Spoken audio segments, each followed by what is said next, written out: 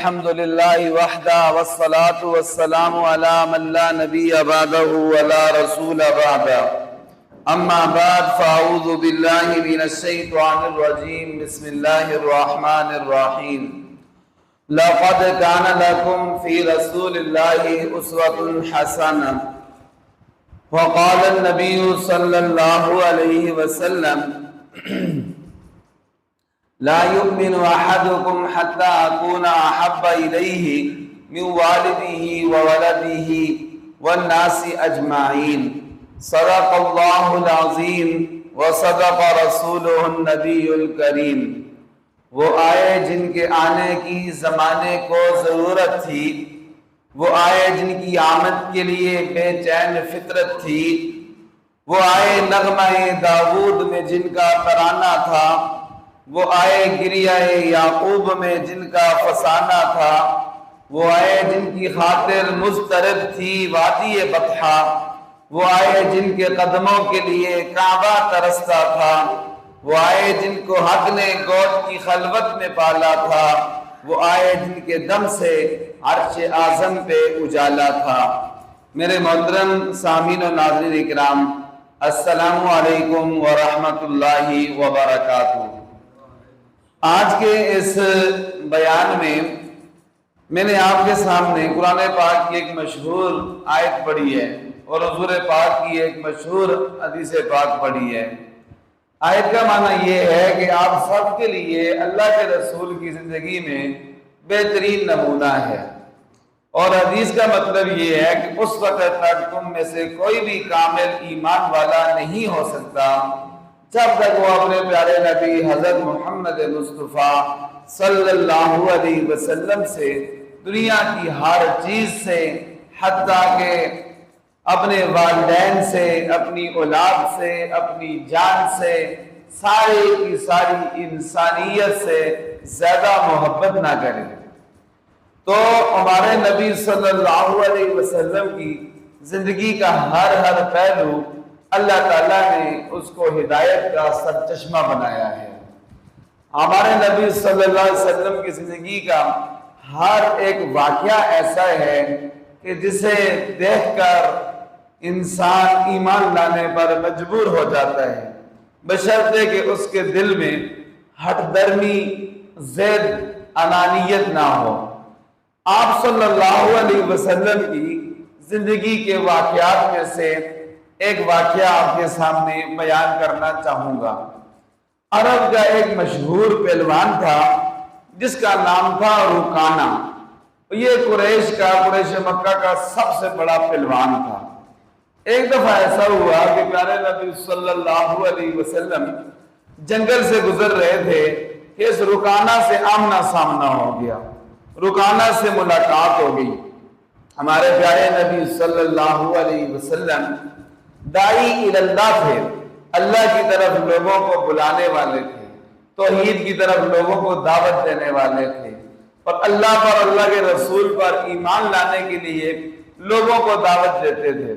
کوئی موقع حضور ایسا خالی نہیں جانے دیتے تھے کہ جب کسی کافر سے، کسی مشرک سے ملاقات ہو تو حضور صلی اللہ علیہ وسلم اس کو دعوت نہ دی۔ حضور کا سب سے بڑا مقصد زندگی کا یہ تھا کہ اللہ تعالیٰ میرے ذریعے کسی کو ہدایت عطا فرما دیں تو یہ میرا مشن جو ہے وہ کامیاب ہو جائے گا۔ تو پیارے نبی صلی اللہ علیہ وسلم نے موقع کو غنیمت جانا، فوراً رکانہ پہلوان کو دعوت دی کہ اے رکانہ، تو اللہ سے نہیں ڈرتا ہے اور ایمان نہیں لاتا ہے، اپنے آپ کو بڑا پہلوان سمجھتا ہے اور اللہ تعالیٰ سے ڈرتا نہیں ہے، اور اللہ پر ایمان نہیں لاتا، اور مجھے اللہ کا رسول نہیں مانتا۔ رکانہ نے کہا چلو جی، آج میں نا آپ پر ایمان لے آؤں گا، میری ایک شرط ہے۔ نبی علیہ السلام نے فرمایا بتاؤ تمہاری کیا شرط ہے؟ کہنے لگا میرے ساتھ ذرا کشتی کرو نا، اگر تم مجھ سے جیت گئے کشتی میں، ٹھیک ہے جی، تو میں تم پر ایمان لے آؤں گا، اللہ کو بھی وحدہ لا شریک مانوں گا، اور آج وہ بھی اللہ کا نبی مان لوں گا۔ وہ بڑا پہلوان تھا، اس کو اپنے اوپر بڑا ناز تھا، بڑا فخر تھا، کوئی اس کے مقابلے کا پہلوان نہیں تھا۔ اور ہمارے پیارے نبی صلی اللہ علیہ وسلم کا جسم مبارک جو پہلوانوں والا نہیں تھا. ہمارے نبی صلی اللہ علیہ وسلم معتدل جسم کے مالک تھے, درمیانے جسم کے مالک تھے, موٹاپا نہیں تھا آپ صلی اللہ علیہ وسلم پر, اور آپ کا سینہ مبارک اور آپ کا پیٹ دونوں برابر تھے. پیارے نبی صلی اللہ علیہ وسلم کو اس نے سمجھا کہ یہ تو مجھے نہیں ہرا سکیں گے. اس نے ایک بہانہ ہی تراشا کہ چلو جی وہ کہتے ہیں نا کہ دل ہی نہ مانے تو بہانے ہزار ہیں. اس نے کہا ایسے بھی مہمان میں نے لانا نہیں, ایسی شرط رکھوں گا کہ جس کو یہ قبول نہیں کر سکیں گے, قبول کر بھی لیا میرا چیلنج تو مجھ سے ہار جائیں گے, تو میں ایمان نہیں لاؤں گا.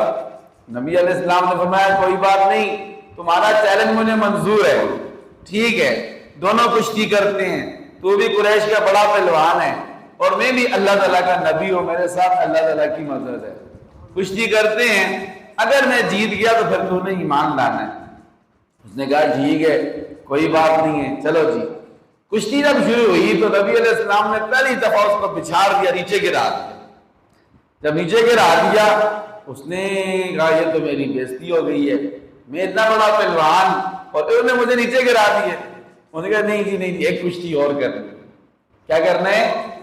ایک کشتی اور کرنی ہے, ایک دفعہ اور جو ہے نا ہم نے کشتی کرنی ہے. پہلی دفعہ تو آپ جیت گئے ہو لیکن دوسری دفعہ آپ نہیں جیت سکو گے.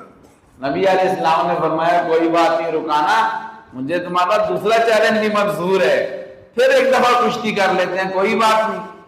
دوسری دفعہ جب کشتی کی تو نبی علیہ السلام نے پھر اس کو اٹھا کے نیچے مارا, پھر اس کو بچھاڑ دیا.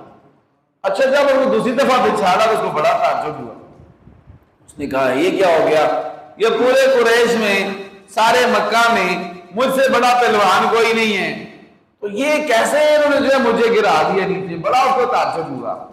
تو نبی علیہ السلام نے فرمایا, نبی علیہ السلام کہنے بھی لگا بڑی عجیب بات ہے, مجھے تو سمجھ میں کچھ نہیں آ رہا کہ آپ نے مجھے کیسے جو ہے وہ 2 دفعہ کشتی میں بچھاڑ دیا ہے, نیچے گرا دیا ہے.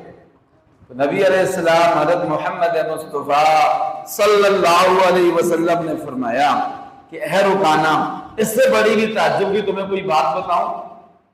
اس نے کہا اس سے بڑی تعجب کی اور کون سی بات ہوگی, سب سے بڑا پہلوان میں اور 2 دفعہ کشتی میں مجھے آپ نے بچھاڑ دیا, گرا دیا ہے, میرے لیے تو سب سے بڑی تعجب کی بات ہی ہے. نبی علیہ السلام نے فرمایا نہیں رکانا, اگر تو اللہ تعالیٰ سے ڈرے, اللہ پر ایمان لے آئے اور میری اتباع کر لے, اگر میں اور میری اتباع کر لے تو میں اس سے زیادہ بھی تجھے تعجب کی چیز دکھاؤں گا. انہوں نے کہا وہ کیا ہے؟ نبی علیہ السلام نے سامنے درخت تھا, درخت کو اشارہ کیا ادھر آنے کا. ایسے وہ درخت جڑوں سے خود بخود جڑوں سے نکلا, ٹھیک ہے جی, اور پیارے نبی صلی اللہ علیہ وسلم کی طرف چل کر آنا شروع ہو گیا. رکانہ نے دیکھا یہ کیا, یہ تو عجیب بات ہے, یہ تو سب سے اس سے بھی عجیب بات ہے. رکانہ نے شور مچانا شروع کر دیا ایمان لانے کی, جب اس چاہیے تھا کہ ایمان لے آتا. اس نے تو کہا تھا ٹھیک ہے جی, اس سے بڑی تعجب کی بات آپ دکھا دیں, میں ایمان لے آؤں گا. جب اس نے یہ دیکھا تو شور مچانا شروع کر دیا کہ یہ جو ہے جادوگر ہے. یہ کیا ہے؟ نعوذ باللہ, ہمارے نبی صلی اللہ علیہ وسلم کہنے لگے کیا ہیں؟ جادوگر ہیں. اللہ کے ہمارے نبی نہ شاعر تھے, نہ جادوگر تھے, نہ مجنون تھے, بلکہ کیا ہیں اللہ کے سچے رسول تھے, اللہ تعالیٰ کے سچے رسول تھے. اور یہ واپس گیا جا کر رکانا اور سارے قریش مکہ کے سامنے یہ مشہور کر دیا, کہنے لگا کہ یہ جو محمد ہے نا اس نے درخت پر بھی جادو کر دیا. درخت بھی اس کے کہنے پر, اشارے پر وہ چلنا جو ہے وہ شروع ہو گیا ہے. تو یہ واقعہ سیرت کی کتاب سیرت مصطفیٰ جلد نمبر 2 صفحہ نمبر 53 پر بھی ہے. اصح سیر سیرت کی کتاب اس صفحہ نمبر 53 پر بھی یہ واقعہ موجود ہے. تو میرے محترم بھائیو دیکھیں اس واقعے سے کیا سبق ملتا ہے. اس واقعے سے یہ سبق ملتا ہے کہ ہمارے پیارے نبی حضرت محمد مصطفیٰ صلی اللہ علیہ وسلم کو اللہ تعالیٰ نے قوت عطا فرمائی تھی. ہمارے نبی علیہ السلام بہت بہادر تھے اور بہت سارے واقعات آپ کے بعد لی گئے. ان میں سے ایک یہ بھی ہے, بہت بڑا اپنے یاغ و پہلوان کھلانے والا جب ہمارے نبی صلی اللہ علیہ وسلم کا سامنا کیا, اس نے مقابلہ کیا تو شکست جو ہے اس کو 2-4 ہونا پڑا. اور دوسرا یہ ہے کہ اللہ نے ہمارے نبی کو بے شمار معجزات عطا فرمائے تھے. انہی میں سے ایک یہ بھی تھا کہ اللہ کے نبی صلی اللہ علیہ وسلم کو درخت بھی آپ کے سامنے جھکتے تھے اور آپ کے اشارے پر درخت بھی آپ کی طرف جو ہے وہ چل پڑتے تھے. چاند آپ کے اشارے سے 2 ٹکڑے ہو گیا، سورج آپ صلی اللہ علیہ وسلم کی دعا کی وجہ سے اپنی جگہ ٹھہر گیا، بہت سارے معجزات عطا کیے ہیں۔ اللہ تعالیٰ سے دعا ہے اللہ میں اپنے پیارے نبی حضرت محمد مصطفیٰ کی سچی محبت نصیب فرمائیں، اور آپ کے نقش قدم پر اللہ تعالیٰ میں چلنے کی توفیق عطا فرمائیں۔ کسی شاعر نے کیا خوب کہا کہ محمد سے وفا تو نے تو ہم تیرے ہیں، کہ محمد سے وفا تو نے تو ہم تیرے ہیں، یہ جہاں چیز ہے کیا لوح و قلم تیرے ہیں۔ وآخر دعوانا ان الحمد للہ رب العالمین۔